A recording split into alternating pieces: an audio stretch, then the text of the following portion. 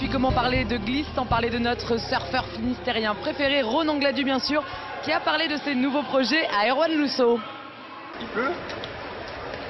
Ouais. Dans Désillusion, le film, Ronan Gladu, Ewen Le Goff et Aurélien Jacob s'étaient volontairement échoués sur une île déserte en Indonésie, 23 jours à survivre et bien sûr à surfer.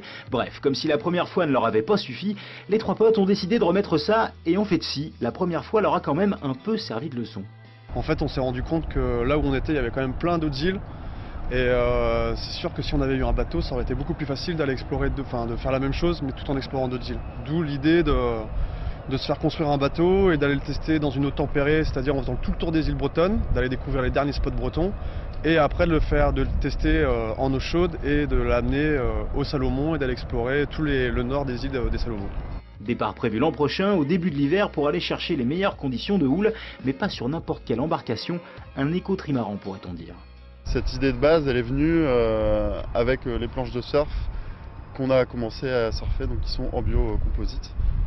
L'idée est venue de nos planches de surf, on s'est dit tiens, pourquoi pas apporter un aspect écologique au bateau et donc essayer de réaliser le trimaran en biocomposite. Testé tout d'abord dans la conception de surf donc, puis de stand-up paddle par la société Kairos créée par le navigateur Roland Jourdain, cette structure en liège et fibre de lin devrait donner naissance à Goualaz, le fameux trimaran. En voici d'ailleurs un aperçu sans les flotteurs latéraux, et pour pousser le bouchon, même les rames au cas où seront conçues en bambou. Il y a vraiment une belle logique dans l'histoire de ce trimaran qui va naviguer. On le fait avec nos convictions.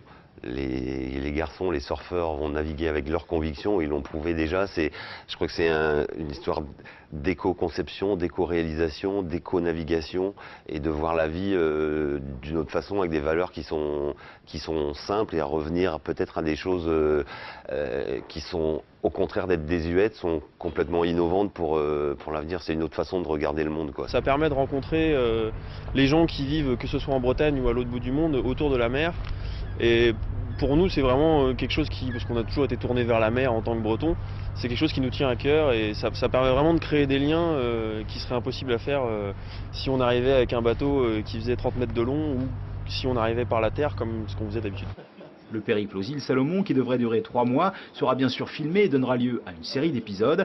Mais en attendant le baptême de Goualaz et le printemps pour un premier réchauffement en mer bretonne, il reste 1 an à nos 3 surfeurs pour apprendre la langue du pays, le pidgin, et les us et coutumes, parce qu'aux îles Salomon, on n'y met pas les pieds avec ses gros sabots.